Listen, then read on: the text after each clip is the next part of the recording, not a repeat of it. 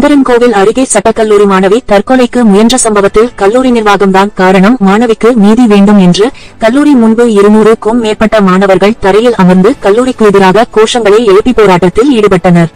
தென்காசி மாவட்டம் சங்கரன்கோவில் அருகிலுள்ள வாசுதேவநல்லூரில் தங்கப்பழம் சட்டக்கல்லூரி இயங்கி வருகிறது. இந்த கல்லூரியில் 200க்கும் மேற்பட்ட மாணவ மாணவிகள் பயின்று வருகின்றனர். சட்டக்கல்லூரியில் 2ஆம் ஆண்டு படித்து வரும் மாணவி மதுமிதாவிற்கு கல்லூரி முதல்வர், தாளாளர் உள்ளிட்டோர் பல்வேறு காரணங்களை சுட்டிக்காட்டி, அதாவது கல்லூரிக்கு வெளியே நடந்த விஷயங்களை கல்லூரிக்கு உள்ளே கொண்டு வந்து மாணவியை கல்லூரிக்கு வரவிடாமல் தடுத்து கட்டாய விடுப்பு எடுக்க வைத்ததாக மாணவர்கள் குற்றச்சாட்டை முன்வைக்கின்றனர். மாணவி பலமுறை பெற்றோர்களை அழைத்து வந்து கல்லூரி நிர்வாகத்தில் பேச்சுவார்த்தை நடத்தியும் கல்லூரி நிர்வாகம் பெற்றோரை சந்திக்காமல் அலட்சியம் காட்டி வந்ததாக கூறப்படுகிறது. அதனால் மனமுடைந்த சட்டக் கல்லூரி மாணவி மதுமிதா புளியங்குடியில் வாடகைக்கு எடுத்து தங்கி வரும் வீட்டில் தற்கொலைக்கு முயற்சித்துள்ளார்.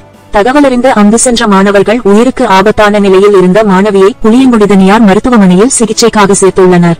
நாள்தோறும் அனைத்து மாணவ மாணவிகளையும் மிகுந்த மன உளைச்சலுக்கு ஆளாக்கி வருவதாகவும் கல்லூரி பேராசிரியர், தாளாளர் உட்பட அனைவர் மீதும் தகுந்த நடவடிக்கை எடுக்க வேண்டும் என 200க்கும் மேற்பட்ட சட்டக்கல்லூரி மாணவ மாணவிகள் கல்லூரி வாசலில் அமர்ந்து 3 மணி நேரத்திற்கு மேலாக போராட்டத்தில் ஈடுபட்டனர். இதையடுத்து புளியங்குடி டிஎஸ்பி தலைமையிலான காவல்துறையினர் மாணவ மாணவிகளிடம் பேச்சுவார்த்தை நடத்தினர்.